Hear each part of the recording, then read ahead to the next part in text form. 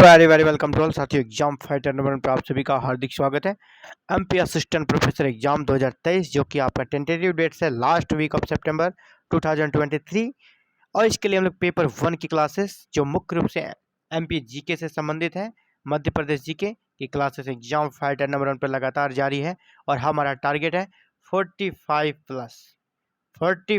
Plus marks लाना है, 45 plus प्रश्नों को सही करना है, 46 47 आउट ऑफ 50 में ये टारगेट लेकर चल रहा है। बिल्कुल according syllabus to the point हम लोग पढ़ते जा रहे हैं।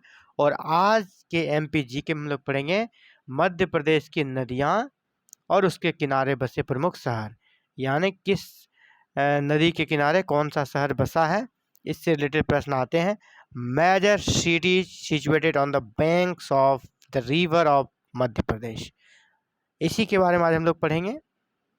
कि आपसे ये प्रश्न बहुत बार देखे होंगे, चाहे वो एमपीजी के हो या इस नेशनल लेवल का कोई एग्जाम हो या किसी अदर स्टेट का एग्जाम हो, कि उज्जैन किस नदी के किनारे बसा हुआ शहर है? क्षिप्रा नदी के। ये प्रश्न बहुत बार आप देखेंगे प्रीवियस ईयर में। इसी प्रकार ये एमपी का जीके पूछा जाएगा इस एग्जाम में।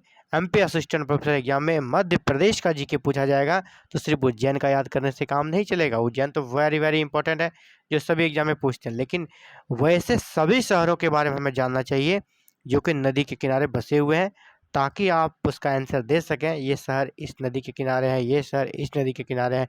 इससे रिलेटेड अगर प्रश्न आते हैं तो मैं आप सभी को बस 3 पेज में ये दे रहा हूँ। आप अगर इसे कर लेते हैं, इसे याद कर रखते हैं, तो निश्चय यहाँ से कोई भी प्रश्न आपसे नहीं छूटेगा। प्रमुख नदियाँ और उसके किनारे बसे शहर से प्रश्न आएगा तो आप जरूर कर पाएंगे। चलिए स्टार्ट करते हैं। यहाँ पे 2 कॉलम आपको दिख रहा होगा। पहला यहाँ पे नदी, नदियों का नाम, दूसरा है नगर। किस नदी के किनारे कौन कौन से शहर हैं? सबसे पहला और मध्य प्रदेश का सबसे कह सकते हैं प्रसिद्ध, सबसे फेमस नदी नर्मदा नदी है ना। नर्मदा नदी के किनारे सबसे ज़्यादा शहर बसे हैं, ऐसा भी प्रश्न पूछा जाएगा। मध्य प्रदेश में किस नदी के किनारे सबसे ज़्यादा शहर हैं? तो नर्मदा। नर्मदा के किनारे कौन कौन से शहर हैं? ओंकारेश्वर, महेश्वर, यानी स्वर वाले शब्द जो आएंगे इस टाउन, वो आ जाएगा नर्मदा में। ओंकारेश्वर, महेश्वरम। अमरकंटक तो आप जान ही रहे हैं, नर्मदा की उत्पत्ति अमरकंटक से होती है। इसके बाद आपको याद करना है होशंगाबाद, मांडला, जबलपुर, धार, झबुआ और निमाड़। आपको फर्स्ट बार में याद करने में भले अटपटा लगे, लेकिन इसे आप जब 2-3 बार करेंगे तो आपके दिमाग में आ जाएगा। पहला तो ओंकारेश्वर, महेश्वर, दोनों समझिए कि नाम जिसमें लास्ट में स्वर है वो वाला नर्मदा में होगा। ओंकारेश्वर और महेश्वर। फिर अमरकंटक आपको याद ही होगा, नर्मदा की उत्पत्ति अमरकंटक से होती है। तो ये 3 आपको याद हो गया। अगला बात है आपको होशंगाबाद, मांडला, जबलपुर, धार, झबुआ और निमाड़, इसको आपको याद कर लेना है। अगला है चंबल, मध्य प्रदेश की दूसरी प्रमुख नदी चंबल। चंबल को आप ऐसे याद कर लें, श्योपुर, महू, रतलाम, मुरैना। श्योपुर, महू, रतलाम, मुरैना। 2-3 बार आपको बोलना है, श्योपुर, महू, रतलाम, मुरैना। श्योपुर, महू, रतलाम, मुरैना, ये 4 शहर हमारा कहाँ है? चंबल नदी के किनारे है। इसी के बाद बेतवा, बेतवा नदी में फिर 4 शहर हैं, ओरछा, सांची, विदिशा, गुना। इसे भी आप 2-3 बार पढ़ें। बेतवा नदी के किनारे बसे शहर हैं ओरछा, सांची, विदिशा, गुना। यहाँ भी 4 शहर, ओरछा, सांची, विदिशा और गुना। ताप्ती नदी के किनारे बस 2 ही शहर हैं, मुल्ताई, बुरहानपुर। ताप्ती वाला याद करना आसान हो जाएगा, सिर्फ 2 ही शहर हैं, मुल्ताई, बुरहानपुर। मुल्ताई, बुरहानपुर, मुल्ताई, बुरहानपुर, ताप्ती नदी के किनारे ये 2 शहर स्थित हैं। इसी को अगला है ताप्ती के बाद पार्वती। पार्वती नदी के किनारे 3 शहर हैं। 3 शहर कौन कौन से हैं पार्वती नदी के किनारे? शाजापुर, आष्टा और राजगढ़। शाजापुर, आष्टा और राजगढ़। मेरे साथ आप भी बोलने का प्रयास करें। पार्वती नदी के किनारे हैं शाजापुर, आष्टा और राजगढ़। आप आंख बंद करके एकदम बोलें और मैं जो बोल रहा हूँ उसे सुने और इसी को रिपीट करें, आपको अभी साथ साथ याद हो जाएगा। अगला है सिंध। सिंध नदी के किनारे 100 से सिंध और यहाँ 100 से शिवपुरी। शिवपुरी, दतिया। शिवपुरी और दतिया, सिंध में कौन कौन हो गया भाई? शिवपुरी, दतिया। मेरे साथ आप बिल्कुल आँख को बंद करके बिल्कुल इसे रिपीट करें।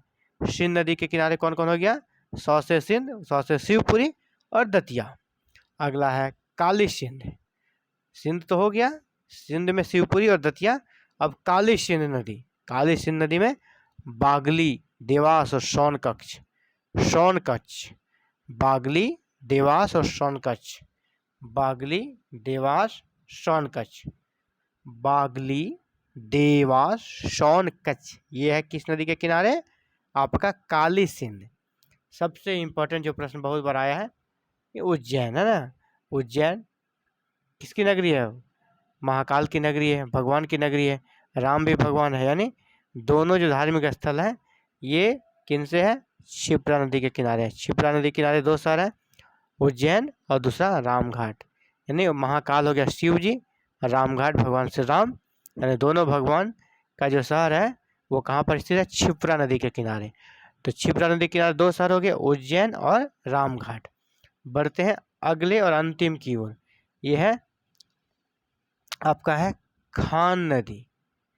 अगला है खान नदी। खान नदी के किनारे आपका इंदौर है, ये भी इम्पोर्टेंट, आप इसे याद रखेंगे। इंदौर किस नदी के किनारे स्थित है आपसे पूछा जाएगा और पूछा भी गया है, खान नदी। इसी प्रकार माही नदी के किनारे दो शहर स्थित है, कुच्ची और धार। माही नदी के किनारे कुच्ची और धार, दो लेटर से बने हुए शब्द हैं, कुच्ची भी और धार। और नदी भी दो लेटर से बना हुआ है, दो अक्षर से बना हुआ है, तो इसे याद करने में आसानी है। माही दो अक्षर से बना है, मौ और ह से। इसी प्रकार यहाँ हो गया कुच्ची और दूसरा हो गया धार। माही कुच्ची दोनों एक ही से मिलता है, तो लग रहा है आपको राइमिंग वर्ड लग रहा है। माही कुच्ची, माही कुच्ची, माही कुच्ची और दूसरा धार। तो ये था साथियों इम्पोर्टेंट्स का, और छोटा ही था लेकिन इम्पोर्टेंट है एग्जाम के दृष्टिकोण से। अगर आपसे आ जाता है बिल्कुल आपको याद नहीं है तो आप कोई यहाँ पर दिमाग तो लगा नहीं सकते, आप कोई जोड़ घटाव कर नहीं सकते और आंसर तक पहुँच नहीं सकते। आपको याद है तो ही आप आंसर सही कर पाएंगे। इसीलिए छोटे छोटे चीज़ों को आप सीरियसली लें, क्योंकि एक एक अंक से आपका रिजल्ट रुकता है, एक एक अंक से आपका रिजल्ट बनता है।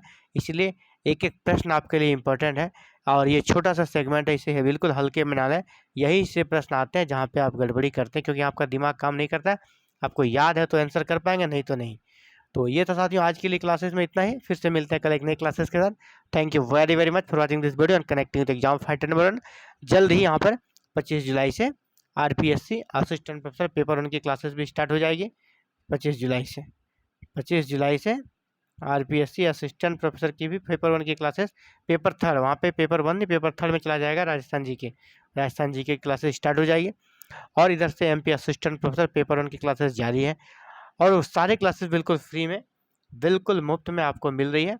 तो आप हमारे साथ जुड़े रहें और सारे क्लासेस का फ़ायदा उठाएं और अपने दोस्तों को भी इसकी सूचना दें ताकि अधिक से अधिक लोग लाभान्वित हो सके। बस आपको करना है क्या साथियों, चैनल को सब्सक्राइब कर लेना है, बेल आइकन को प्रेस करके ऑल बटन को क्लिक कर लेना है ताकि आने वाले क्लासेस की सभी वीडियो अपलोड करते हैं नोटिफिकेशन आपको मिले और आप उसे देख सकें, अपनी तैयारी को धारदार तरीके से, धुआंधार तरीके से कर सकें। इसके साथ ही जॉब रिलेटेड नोटिफिकेशन भी आपको मिलते रहेंगे। बस चैनल को सब्सक्राइब कर लें, बेल आइकन को प्रेस करें, ऑल बटन को क्लिक करें ताकि आने वाले सभी जॉब नोटिफिकेशंस और क्लासेस की वीडियो की सूचना आपको मिल सके, नोटिफिकेशन आपको मिल सके। थैंक यू, धन्यवाद, have a nice day to all.